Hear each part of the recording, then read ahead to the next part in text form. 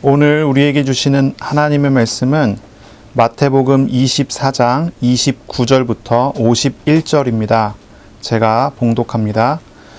그날 환난 후에 즉시 해가 어두워지며 달이 빛을 내지 아니하며 별들이 하늘에서 떨어지며 하늘의 권능들이 흔들리리라.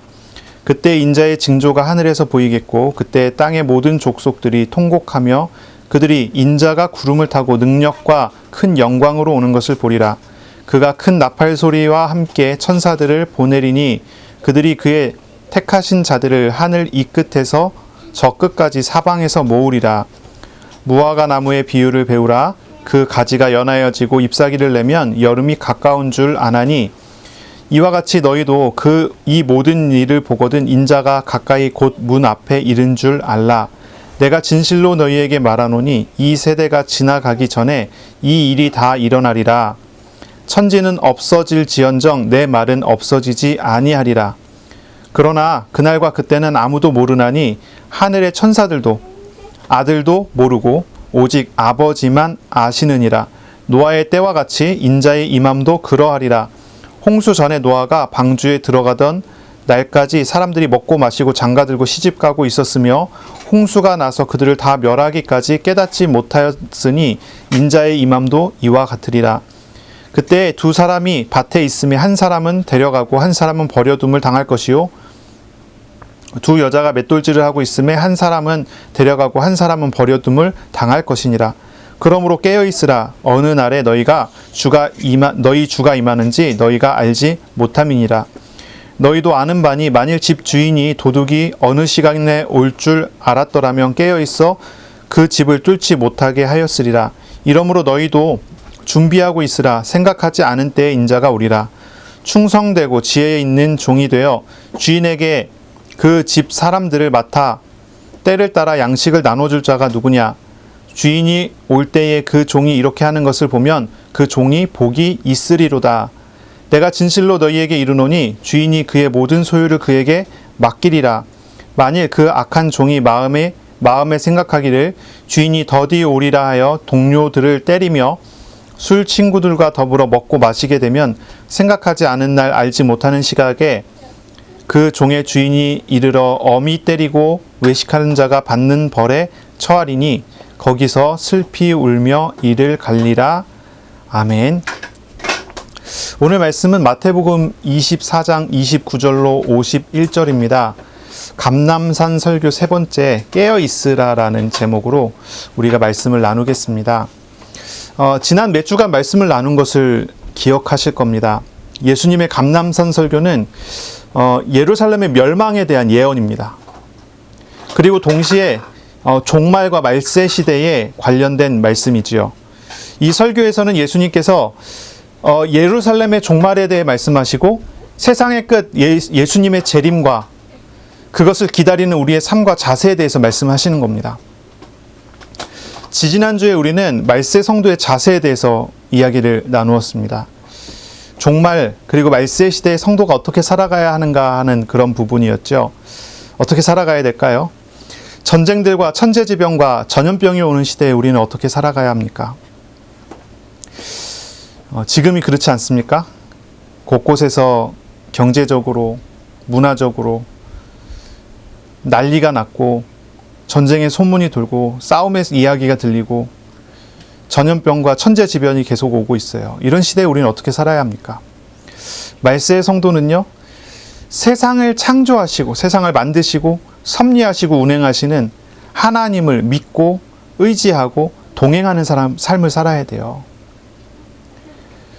어려운 시대에 우리는 하나님이 우리와 함께 하심을 알고 하나님과 동행하는 그런 삶을 살아야 합니다. 하나님의 구원을 경험하고 하나님의 신실하심을 의지하며 살아가야 하는 것입니다.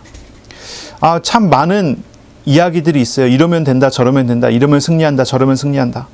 많은 거짓 그리스도와 거짓 선지자들이 활동을 합니다. 아주 미혹당하기 쉬운 시대이지요.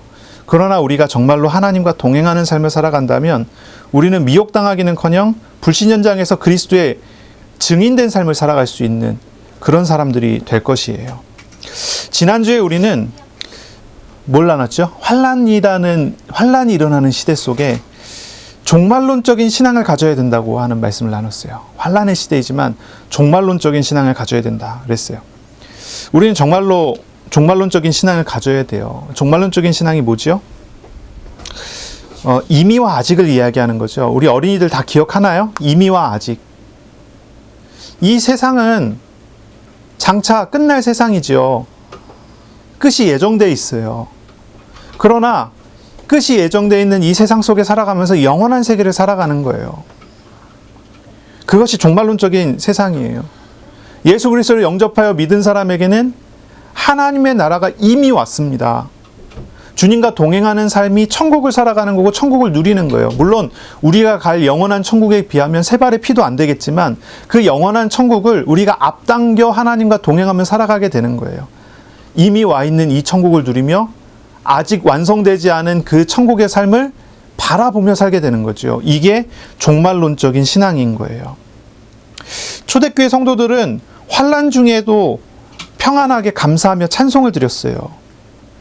고통스러운 박해가 환난을 당하는 상황 속에서도 괜찮았어요. 괜찮았습니다. 유명한 순교자들이 있어요.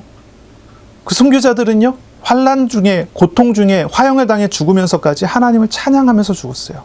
어떻게 그럴 수가 있습니까? 이 사람들은 정말로 종말론적인 신앙을 가지고 있었거든요.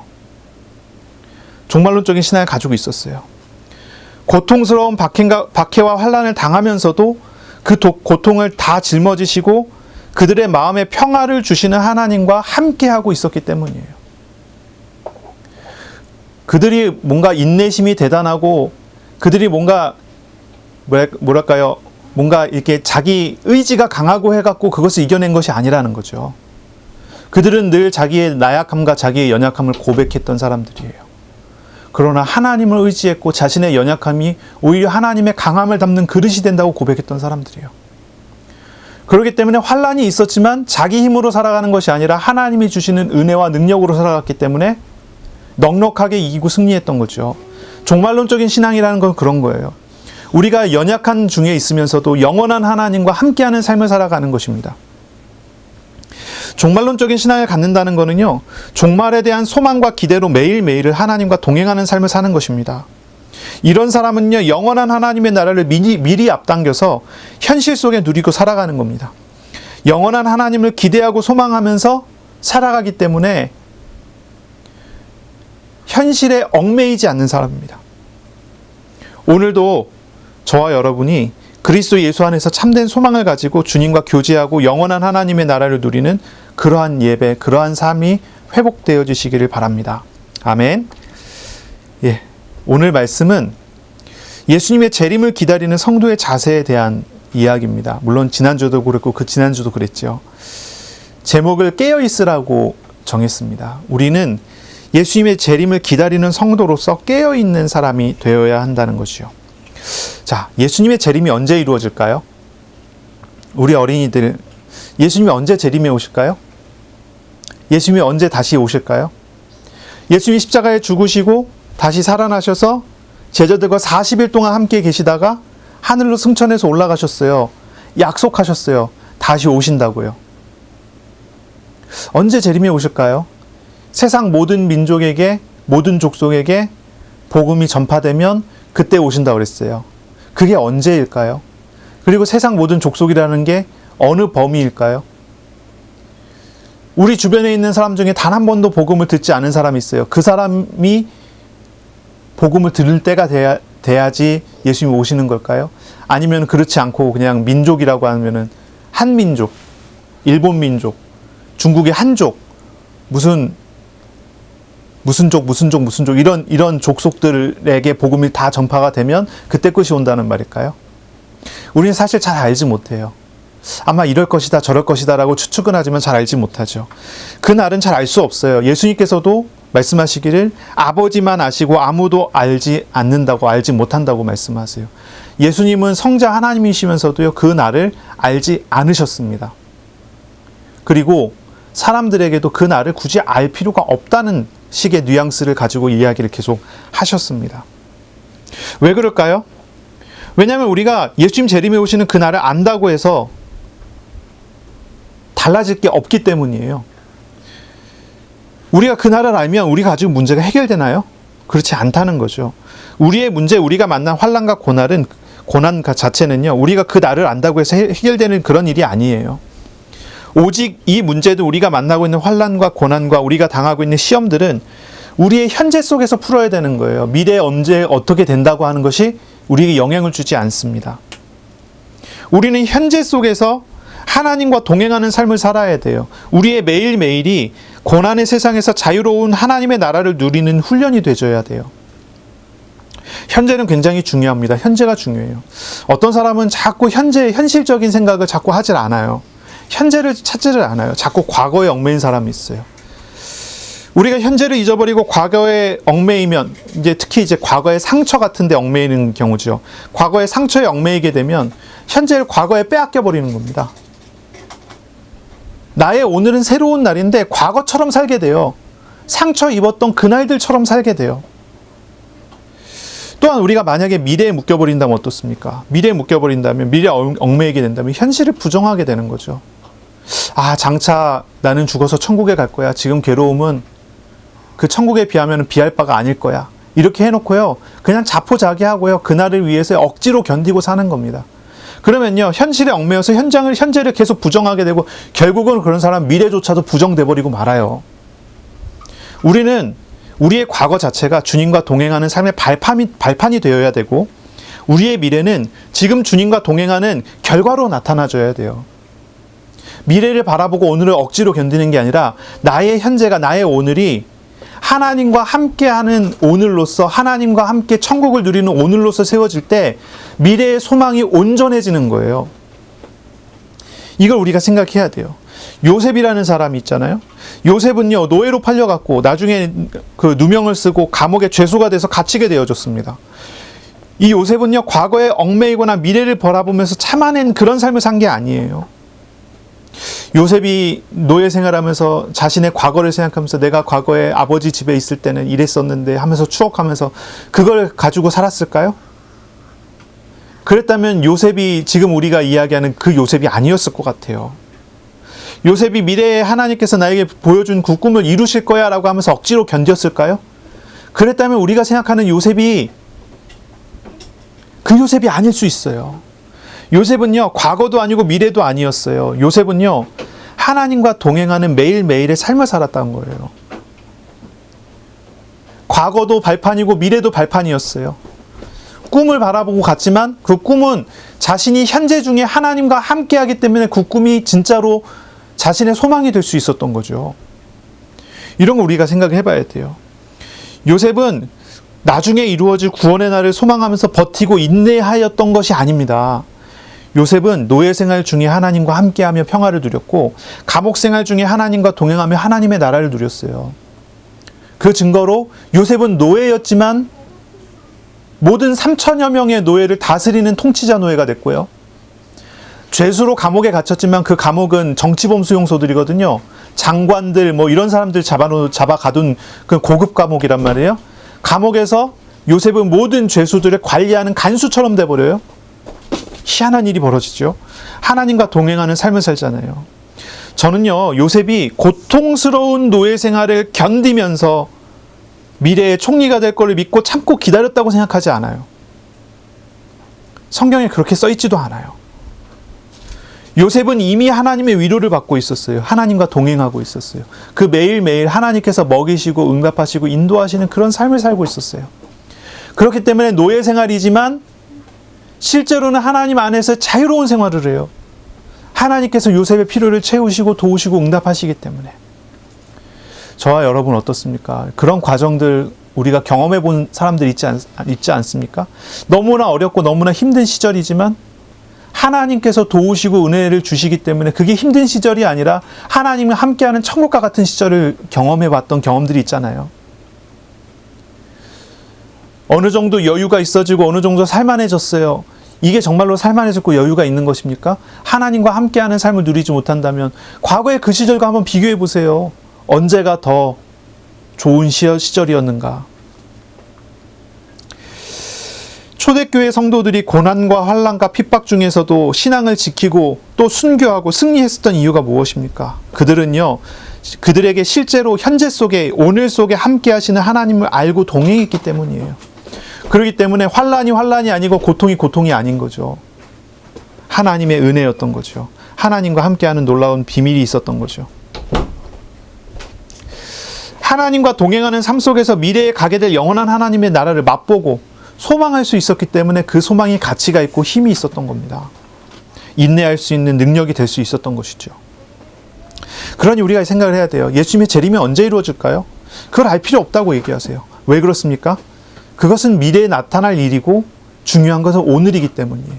오늘이기 때문이에요. 예수님께서 승천에 올라가실 때 사도행전 1장에 제자들이 예수님께 물어봅니다. 하나님의 나라, 주님의 나라를 언제 이루시냐라고 물어봅니다. 제자들이 그게 궁금했겠죠. 예수님 이제 승천할 때가 됐으니까. 그런데 예수님 뭐라고 대답하시죠? 그것은 너희가 알 바가 아니라고 얘기를 해요. 그리고 뭘 이야기하시냐면 이렇게 얘기하세요. 오직 성령 하나님이 너희에게 임하시면 너희가 권능을 받고 예루살렘과 온 유대와 사마리아와 땅끝까지 이르러 내 증인이 되리라 말씀하세요. 중요한 거는요, 그날이 언제 올지가 아니고요. 중요한 거는요, 내가 주님 앞에 주님과 함께 주님과 동행함으로 되어지는 삶을 살아가야 되는 것입니다. 그거를 말씀하시는 거예요. 그 말씀을 듣고 제자들은 이제 마가의 다락방에 올라 열흘간 매일 모여 기도하기 시작을 합니다. 중요한 건 미래가 아니라 오늘 나에게 임하는 하나님의 능력과 하나님의 은혜라는 거죠. 그것을 살아가고 그것을 누려갔던 것입니다.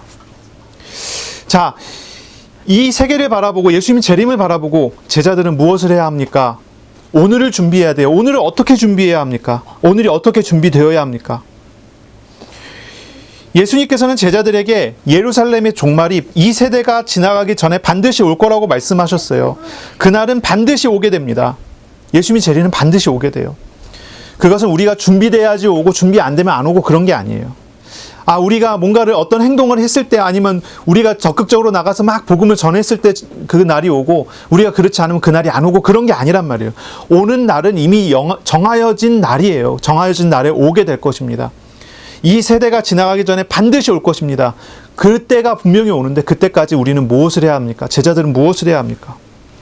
예수님이 제자들에게 깨어 있으라고 말씀을 하시죠. 깨어 있어야 된다. 자, 어떤 준비를 해야 될까요? 전쟁이 오게 될 것이니까요. 전쟁을 준비해야 되나요?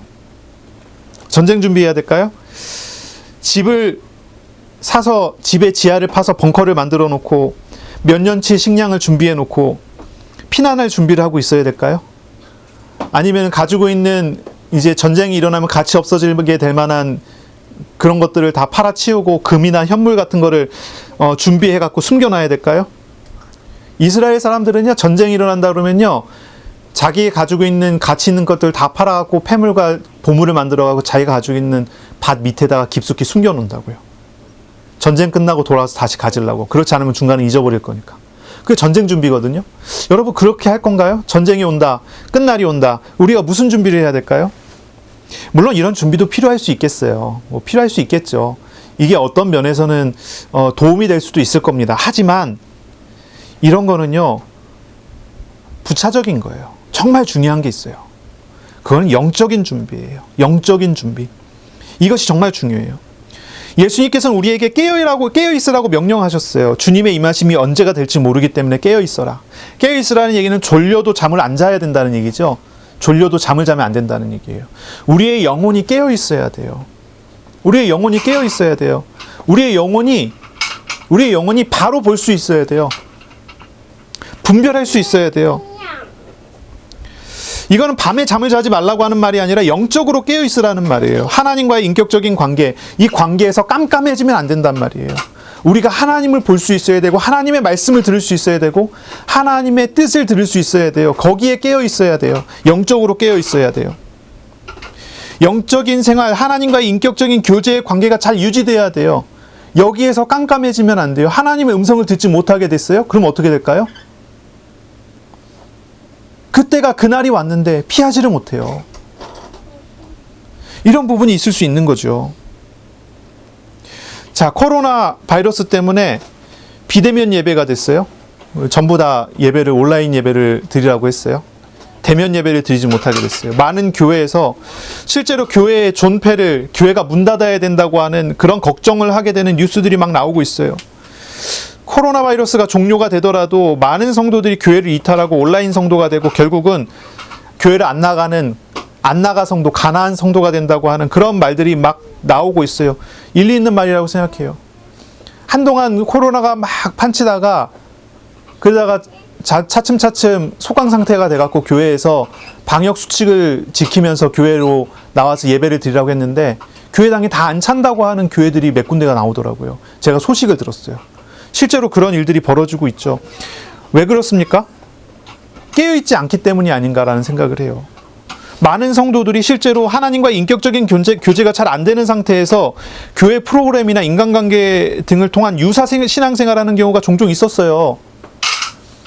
내가 하나님과 교제가 안 되는데 교회 나가고 설교 듣고 다른 사람 간증 듣고 다른 사람하고 교제하면 내가 신앙생활 하고 있는 것처럼 생각하는 거예요.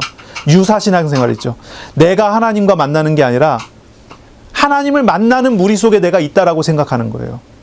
그러니까 하나님과 1:1 관계가 잘 안 되는 거죠. 그런 중에 이제 비대면 예배가 되고 온라인 예배가 되고 화면을 보고 예배를 드려야 되고 다른 사람과 교제하는 것들이 멀어지게 되고 이렇게 되니까 어떻습니까? 원래 하나님과 교제가 안 됐던 사람이니까 그래도 교제하는 주변 사람들과 같이 있을 때는 괜찮지만 거기서 멀어지기 시작하니까 무너지기 시작하는 거예요. 개인 신앙생활이 되던 사람들은 오히려 더 굳세어지고 오히려 이것이 하나님과의 깊은 골방에서의 교제 시간이 될 수 있지만 그렇지 않은 많은 사람들이 이게 무너져 버리는 거예요. 이런 경우 많이 탈락되어질 수 있지 않을까라는 생각을 해요. 참 안타까운 일들이지요.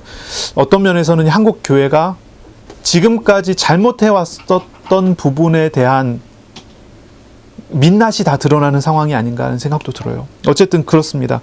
깨어있으라는 말은 뭐예요? 지금이 어떤 그런 종말의 어떤 한 모습을 보게 되잖아요. 이전의 시대의 종말이에요. 새로운 시대의 시작이 됩니다.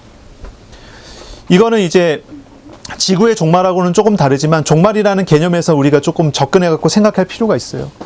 이전의 시대의 종말이고 새로운 시대의 개막입니다. 이때 우리는요, 깨어 있어야 돼요. 영적으로 깨어 있어야 돼요. 영적으로 깨어 있어야 합니다. 우리가 깨어 있는 것은 하나님과의 개인적인 인격적인 참된 만남과 교제의 관계가 회복이 돼야 된다는 말이에요. 우리는 정말로 스스로 주의해야 하죠. 신앙생활은 누가 대신해 줄 수 없어요. 아빠가 목사님이라고 신앙생활 아빠가 대신해 주는 거 아니에요. 개인적으로 하나님하고 대화하는 시간이 정말 중요해요. 하나님하고 교제하고 묵상하는 시간이 정말 중요해요. 나는 하나님께 이야기를 하고 하나님께서 나에게 하시는 말씀을 들을 수 있어야 돼요. 성경을 읽을 수 있어야 돼요. 성경을 통해 하나님의 음성을 들을 수 있어야 돼요. 설교를 들을 수 있어야 돼요. 설교를 통해서 말씀하시는 하나님, 사람의 말, 아빠의 말, 목사님의 말이 아니라 말씀하시는 하나님께서 목사님의 입을 통해서 어떻게 말씀하시는가를 들을 수 있어야 돼요. 분별이 돼줘야 돼요. 아, 저건 목사님이 불신앙의 말을 하는구나. 그러나 이것은 하나님, 나에게 주시는 하나님의 음성이구나. 이거 들을 수 있어야 돼요. 신앙생활은 대신해 주는 게 아니에요. 사람들이 착각해요. 목사님의 믿음이 내 믿음이라고 생각해요. 유사 신앙생활을 하는 거예요. 내 주변에 나하고 늘 함께 있는 사람들의 신앙이 내 신앙이라고 착각한다니까요. 그게 아니에요. 우리가 깨어 있어야 된다는 얘기는 하나님하고 나와의 관계가 회복돼야 된다는 말이에요. 이것이 정말로 중요해요. 오직 신앙생활은 하나님과 나와의 1:1 관계라는 걸 알아야 돼요. 이렇게 될 때 고난과 환난과 어려움 속에 있게 되더라도 무너지지 않습니다. 미혹되지 않습니다. 왜 그렇죠? 나를 만나주시는 하나님께서 때에 따라 도와주시고 나를 만나주시는 하나님께서 나를 붙들어 주시기 때문입니다. 그러므로 우리 신앙생활이 하나님의 인격적인 교제 가운데 있어야 된다는 것을 기억해야 돼요. 이것이 정말 중요한 부분이에요. 중요한 부분입니다. 깨어있으라는 말은요, 우리가 영적으로 깨어있으라는 얘기죠. 그리고 우리가 두 번째로 생각해 봐야 되겠어요. 깨어있으라는 말은요, 주님을 사랑하는 마음으로 깨어있으라는 말입니다. 주님을 사랑하는 마음으로 깨어있으라. 깨어있으라는 말은요, 주님의 오심을 소망하면서 기다리라는 얘기예요. 깨어있는 성도는 늘 주님의 임재를 누리며 주님의 재림을 소망하는 성도예요. 그런 사람이에요. 다시 이야기할게요. 깨어있는 사람은요, 기다리는 사람이에요. 왜 잠들지 않습니까? 오실 거기 때문에. 왜 우리가 영적으로 하나님과 인격적인 교제를 나눠야 합니까? 그분이 오시기 때문에, 끝이기 때문에, 종말이기 때문이죠. 그래서 기다리는 거예요. 기다리는 성도예요. 이 기다리는 사람은요, 어떻게 기다립니까? 주님과 함께 동행하면서 그날을 기다리는 거예요. 이 기다림은요, 어떤 중요한 시설을 보호하기 위해, 경호하기 위해 CCTV를 모니터하는 사람처럼, 방어 준비를 하는 사람처럼 기다리는 그런 기다림이 아니에요. 불꽃 같은 눈동자로 누구 두둑이 오나 이렇게 지켜보는 그런 기다림이 아니에요. 어떤 기다림입니까? 고난의 세상이라는 포로 수용소. 우리는요, 이 지구라는 포로 수용소에 갇혀져 있는 거예요. 고난이라는 이 포로 수용소에 갇혀져 있는 거예요. 여기서 우리를 해방시켜 주시는 그날을 기다리는 그런 기다림처럼. 기다려라. 그런 기다림이에요. 사랑에 빠진 사람이 사랑하는 사람을 기다리는 것처럼 기다리란 말이에요. 그렇게 기다리란 말이에요. 제가 처음에 이제 교회를 다닐 때는 몰랐는데, 예수 그리스도를 잘 알고 은혜를 받고 난 다음에 교회를 가는데요, 교회 가는 날이 그렇게 기다려져요. 막 금요일, 토요일 이렇게 되면요, 제가 마음이 막 기대가 돼요. 아, 주일날 주일이 오는구나, 예배 드리러 가야 되는구나, 막 이렇게 되는 거예요. 저희 어머니가 주일날 아침에 저를 깨우는 거예요. 교회 가라고. 왜 깨웠을까요? 막 깨우는 거예요. 교회 가라고.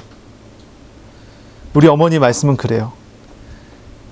얘가 교회를 가더니 사람이 변하더라. 그래서 교회를 가라고 깨웠다는 거예요. 저희 누나 때는 교회 이제 좀 그만 다니면 안 되겠냐, 이제 공부도 해야 되지 않냐, 이렇게 말씀하시던 분이 제가 고2에 고등학교 2학년 때 교회를 나가는데 교회 가라고 깨우셔요. 제가 교회를 다니고 사람이 변하더라는 거예요. 사람이 웃음이 생기고 즐거워지고 행복해하고 사람이 변하더라는 거예요. 제가요, 주일만 기다렸어요. 주일을 기다렸어요. 주일이 즐거웠어요. 여러분, 사랑하는 사람이 사랑하는 사람을 기다리는 거예요. 그 기다림이 어떻겠어요?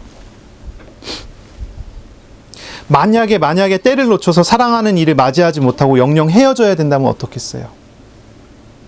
잠들 수 있겠습니까? 잠들면 그 사랑하는 사람을 영영 못 만날 수도 있어요. 그럼 그 기다림이 어떻겠어요? 그 깨어 있으려고 하는 노력이 어떻겠어요? 예수님의 재림을 맞이하는 것은 이와 같아야 된다고 말씀하시는 거예요. 이와 같아야 된다. 깨어있는 거는요, 그냥 단순히 자지 않기 위해서가 아니라 분명한 목적과 이유가 있기 때문입니다. 목적과 이유가 있기 때문이에요. 어떤 분이 이런 얘기를 했어요. 어떤 분이 이런 얘기를 했는데, 뭐냐면, 그 프랑스의 파리에 가면 에펠탑이 있잖아요. 에펠탑. 이 에펠탑은요, 철골로 만들어 놓은 구조물이에요. 어떤 사람은 그 에펠탑을 보면서요, 그 철 가지고 참 멋있게 만들었네 라고 생각을 하는데, 어떤 사람은요, 그 에펠탑을 바라볼 때 그 에펠탑과 연관된 사연을 생각해낸다는 거예요. 사연을. 그 에펠탑을 생각하면은 어떤 사람이 생각이 나요? 그 에펠탑은 사랑의 상징이 돼버리죠. 한번 생각해 보세요. 그 에펠탑은 어떤 사람에게는 그냥 구조물일 뿐인데 어떤 사람에게는 마음이 담겨있는 구조물이에요. 다르죠. 예수님의 재림이 분명히 오는데 그 재림을 바라보는 시각에 대한 이야기예요. 이 재림을 어떻게 바라봐야 될까요? 어떤 마음으로 바라봐야 될까요? 그냥 예수님 오시면 오시는구나 해야 될까요? 아니면 그 예수님의 오심에 대해 우리가 어떤 것을 생각할 수 있어야 될까요? 우리는 늘 그런 얘기를 하죠. 하나님을 우리는 만날 때 그냥 만나면 안 되고 인격적인 만남이 있어야 된다. 인격적이라는 말은 뭐죠? 물론 하나님이 사람과 같겠습니까? 그런 말이 아니죠. 인격적이라는 말은 마음에 대한 이야기예요. 마음에 대한 이야기예요. 지성과 의지와 감정이 있다는 얘기예요. 교류가 있다는 얘기예요. 인격적이라는 얘기는요, 어떤 논리에 의해서 움직여지지 않는다는 말이에요. 의지를 가지고 만나고 감정을 가지고 만난다는 말이에요. 예수님의 재림이 와요. 예수님이 재림이 옵니다. 예수님을 만나요. 인격적이신 예수님을 내가 만나요. 인격적이신 예수님이 인격적인 존재인 내가 만난단 말이에요. 그러면 그 기다림이라는 게 어때야 된다고요? 어때야 된다고요? 그냥 오시는구나가 아니라요. 기계적으로 논리적으로 그냥 때가 됐으니까 오시는구나가 아니고요. 나와 늘 함께 동행해 주시는 우리 하나님이 재림에 오신단 말이죠. 사랑이라고 하는 단어, 사랑하는 마음으로 깨어 있어야 한다는 말입니다. 우리를 죄와 죽음에서 구원하시는 하나님은 오직 사랑으로 우리에게 그 일을 행하셨어요.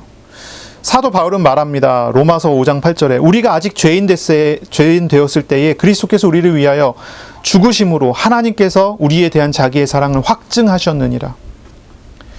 우리의 주님의 구원은요, 주님의 사랑의 선물이에요. 우리 주님의 재림은요, 우리를 사랑하신 하나님의 다시 오심이에요.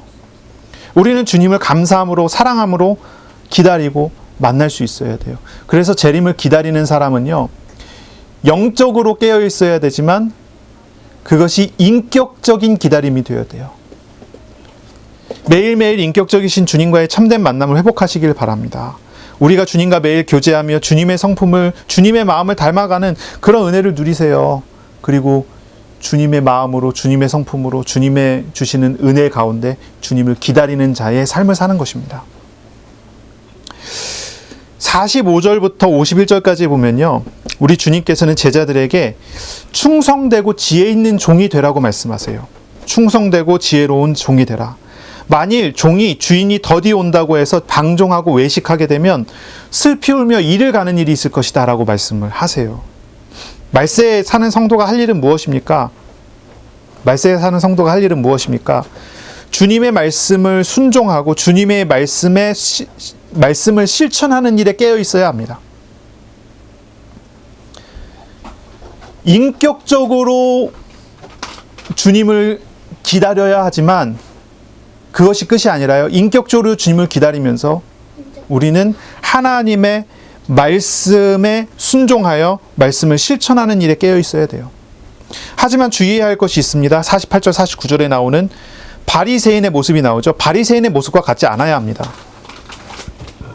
바리새인의 모습과 같지 않아야 돼요. 만일 악한 종이 마음에 생각하기를 주인이 더디 오리라 하여 동료를 때리고 술친구들과 더불어 먹고 마시게 되면 이라고 나오죠. 51절에 보면 어미 때리고 외식하는 자가 받는 벌에 처하리니, 외식하는 자가 누굽니까? 바리새인들이잖아요. 이 바리새인들이 받는 그런 벌을 받게 될 것이다 라고 얘기해요. 그러니까 우리가요, 깨어서 말씀을 따라가야 되지만 이 말씀 따라가는 모습이 바리새인처럼 돼서는 안 된다는 얘기죠. 바리새인들은 말씀을 실천하고 말씀대로 살기 위해서 모든 노력을 다하는 사람들이었습니다. 하지만 이들은 가장 중요한 말씀을 주시는 하나님을 외면했던 사람들이죠. 결국 이들은요, 말씀에 순종하기보다는 말씀을 이용해서 자신들의 지위를 높이는 데 모든 열심을 다한 사람들이 되었습니다. 하나님이 없는 말씀을 따라가는 것이 바리새인들이었어요. 제자들은요, 이들과는 달라야 됩니다. 말씀하시는 하나님과 함께하며 하나님께 순종하는 것입니다.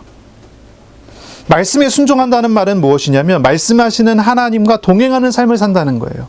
말씀하시는 하나님과 동행하는 삶을 사는 것입니다. 성경을 읽을 때는 당연히 성령에 비추어주는 빛 아래서 읽어야 말씀이 살아서 역사가 되죠.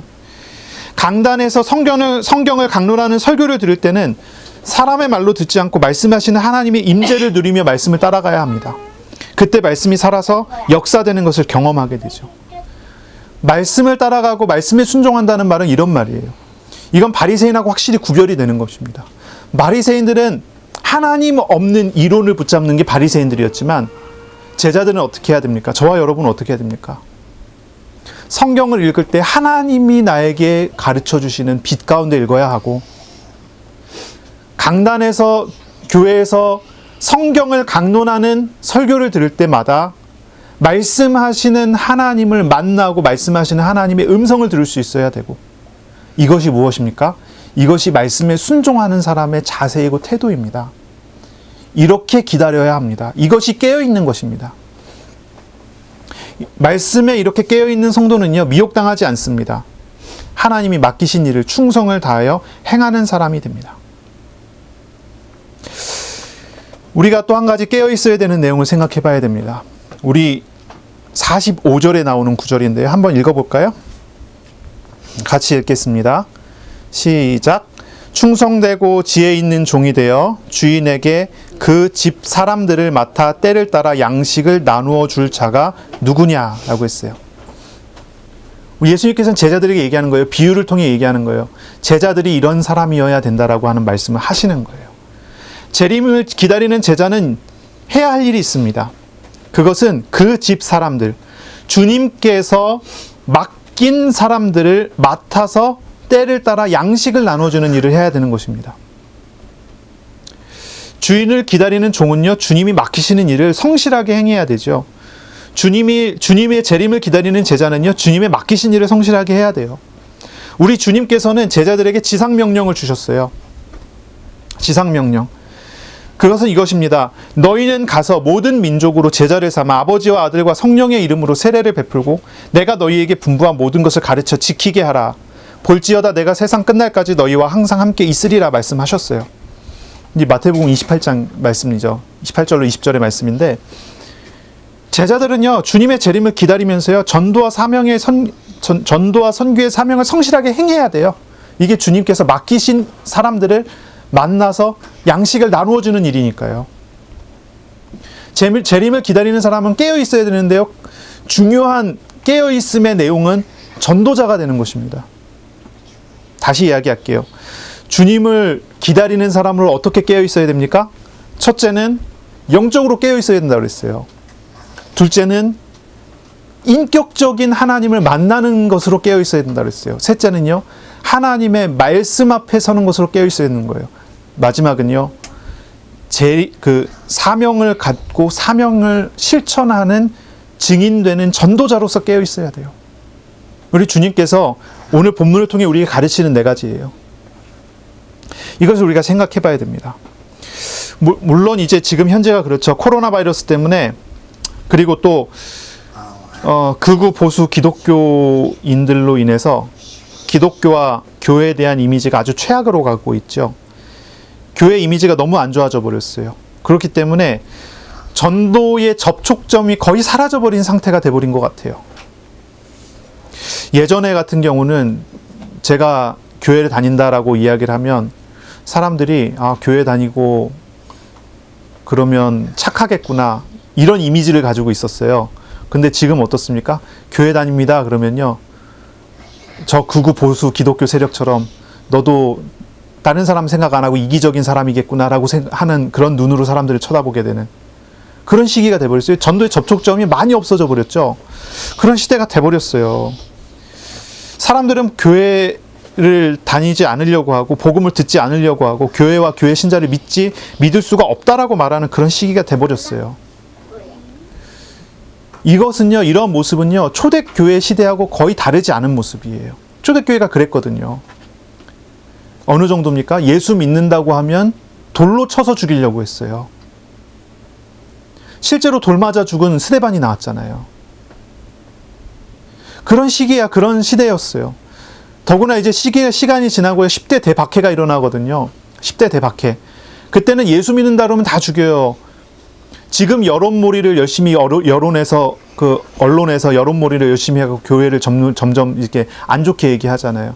얼마 전에 그 교단장 회의 이런 거를 이제 청와대가 갖고 대통령하고 같이 회의를 했는데, 회의를 하고 난 다음에 모든 신문 기사가 기독교가 부당한 요청을 했고 대통령은 그걸 거절했다. 모든 신문 기사가 그렇게 다 나왔어요. 그 신문 기사를 보다가 우리 교단의 부총회장 되시는 소강성 목사님이, 그분이 이제 그 간담회를 하면서 간담회 내용을 하나하나 거의 녹취하다시피 다 옮겨 적어갖고 와서 그걸 가지고 글을 썼어요. 언론은 전부 편파적으로 다르게 얘기한다. 실제로 일어났던 내용들은 이런 내용이다 하면서 이분이 글을 썼어요. 근데 글을 쓴 그것이 이제 신문기사로 나오고 하면서 언론이 잘못 말하고 있구나, 이런 이미지가 다시 생겼죠. 그리고 난 다음에 얼마 있다가 계속 논란이 되니까 대통령 비서실에서 간담회에 대한 브리핑 자료를 다시 만들어냈어요. 그리고 난 다음에 언론에서 이야기하던, 여론에서 그 신문기사 이렇게 얘기하던 그런 부정적인 이미지를 싹 뺀 다른 기사들이 다시 나오기 시작했거든요.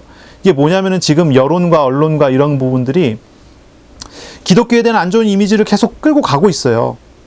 교회를 아주 미워하고, 코로나 바이러스 때문에 사람들이 다 우울증에 걸려 있으니까 이것에 대한 표적을 기독교로 돌려가고 기독교를 그쪽으로 몰고 가고 있는 것 같은, 마녀 사냥을 하죠. 마녀 사냥을 해야 다른 어떤 쪽이 안전할 수 있으니까. 정치인들이 늘 그랬죠. 네로 황제가 불을 질렀어요. 로마 시내에. 근데 이 불이 엄청 커지고 화재가 커지고 문제가 많이 되니까 기독교인에게 누명을 씌웠죠. 기독교인들이 불 질렀다. 그런 박해가 있었어요. 어떤 그런 식의 어떤 이미지들이 나와요. 아주 쉽지 않죠. 어렵죠. 이런 시대예요. 이런 시대에 어떻게 전도를 하겠습니까? 우리에게 주신 사명인데요. 어떻게 전도하겠습니까? 그러나 초대교회 성도들이 전도가 됐잖아요. 그러나 초대교회 성도들에게 전도의 문이 열렸잖아요. 예루살렘 교회는 세워져 갔고요. 그리고 하나님께서는 이방 선교의 문을 여셨어요. 유대인들이 받아들이지 않으니까 이방 선교의 문을 여셨어요. 그래서 복음이 해외로 나갔죠. 바울을 통해 복음이 전파가 되고, 예수님이 12 제자들 중에 상당수가 이제는 전 세계 곳곳에 복음을 전하는 선교의 역할을 감당하는 그런 일로 나타나기 시작하고, 실제로 이 예루살렘 멸망 이후에 유대인들이 전 세계에 뿔뿔이 흩어지게 되잖아요. 그러면서 디아스포라라고 하는데요. 복음이 전 세계에 흩어져 가는 그런 어떤 응답들이 오게 됐었죠. 사명에 대한 생각을 해봐야 됩니다. 사명에 대해서 생각을 해야 돼요. 전도라는 거 너무 부담스럽죠. 예전에도 부담스러웠는데 지금은 더 부담스럽죠. 예전에는 예수님 믿으세요 그러면 웃으면서 거절했는데, 지금은 예수님 믿으세요 그러면 이상한 사람 바라보듯이 쳐다보게 되니까요. 하지만 우리가 생각을 해봐야 돼요. 이런 중에라도 하나님께서 택하신 사람을 구원하시는 일을 하실 겁니다. 초대교회 때 그런 대박해가 일어나고 엄청난 일들이 일어났었지만 결국은 로마는 기독교회에서 정복당했죠. 하나님의 일은 그 속에서 일어나고 나타났어요. 이런 것을 우리가 생각해 봐야 되고 이런 것을 바라봐야 되겠죠. 하나님께서 행하신다면 영혼 구원의 사역은 당연히 그리고 온전히 이루어질 것입니다.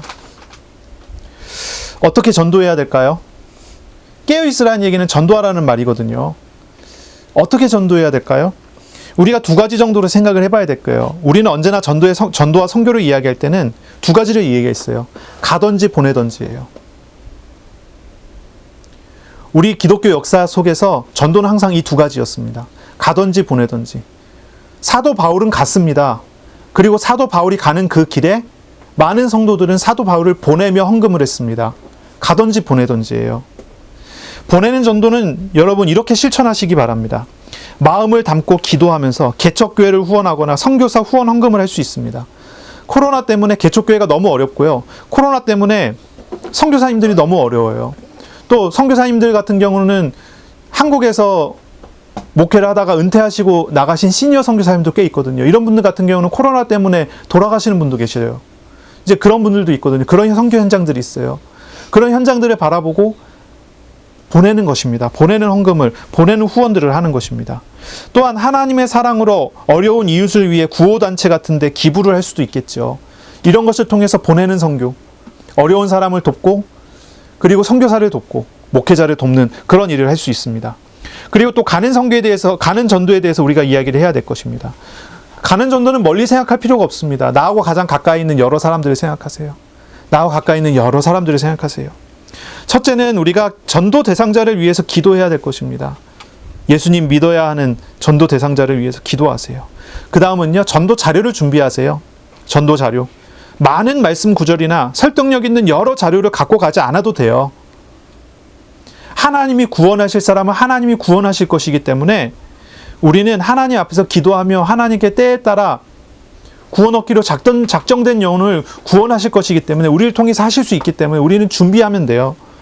사형리 같은 자료 같은 거 가지고 있으면요, 전도 자료를 사용하기 참 좋습니다. 가까운 기독교 백화점이나 아니면 인터넷 서점이나 이런 데서 사형리 자료 싸게 많이 팔아요. 그런 거 준비해요. 그런 걸 가지고 전달해 줄 수 있는 사람, 전달받을 만한 사람에게 전달할 수 있겠지요. 셋째는요, 증거할 말씀을 준비하세요. 말씀을 증거하세요. 복음을 직접 전할 수 있어야 되겠죠. 복음을 직접 전하는 거는요, 그렇게 어렵지 않습니다. 내게 오신 그리스도를 간증할 수 있으면 돼요. 증인이 되는 것입니다. 또 복음의 내용을 준비하세요. 주님의 십자가 부활을 설명할 수 있으면 됩니다. 주님의 십자가 부활을 설명할 수 있을 정도면 돼요. 예를 들면 이렇게 얘기하면 됩니다. 나의 죄를 대속하셔서 나를 구원하시는 것이 예수님의 십자가고, 바로 그 예수님이 부활하셔서 지금 내 마음에 오셨다라고 하는 것을 증거하면 돼요. 그래서 당신이 죄에서 돌이켜 예수님을 영접하고 예수님을 당신의 주인으로 섬기면 구원받는다고 하는 것을 증거하는 거예요. 30초도 안 걸리는 말이죠. 이것이 우리 마음에 준비되어 있으면 돼요. 누군가 이야기한다면 나는 나의 죄를 대속하시고 구원하신 예수님을 증거하고, 그 예수님이 당신 마음의 주인이 되면 구원받는다는 걸 증거하겠다라고 하는 그런 마음을 가지고 기도하세요. 기도하세요. 그 실천이라고 하는 것은 그렇게 어려운 게 아니에요. 그러나 지혜롭게 할 수 있어야 되겠죠. 뱀처럼 지혜롭고 비둘기처럼 순결하라. 이것이 예수님께서 제자들을 선교지에 보내면서 하셨던 말씀이에요. 지혜롭게 해야 될 필요가 있겠죠. 사람들에게 거부감에 들게 하지 않고 접촉점을 하나님께서 열어주신다면 접촉하여 증거할 수 있어야 되겠죠. 아무한테나 막 줄 수 있다면, 그렇게 마음이 담대하고 거대한 사람이 있다면 괜찮겠지만, 그것이 오히려 반대로 복음의 문을, 전도의 문을 막는 일이 될 수 있다는 것을 생각해야 돼요. 그러니까 지혜롭게 전도 대상자를 위해서 정말로 기도하면서 하나님께서 전도의 문을 열어주시고 그 사람의 마음의 문이 열어질 수 있도록 기도하세요. 그리고 그때의 전도 자료와 전도 메시지를 증거할 수 있다면 하나님께서 사람을 구원하시는 일을 하실 거예요. 그것을 기도하세요. 우리 주변에 있는 여러 사람들을 생각하면서 기도하세요. 그것이 많지 않을 수 있어요. 우리가 이제 익히 아는 어떤 목사님 같은 경우, 이름이 뭐죠?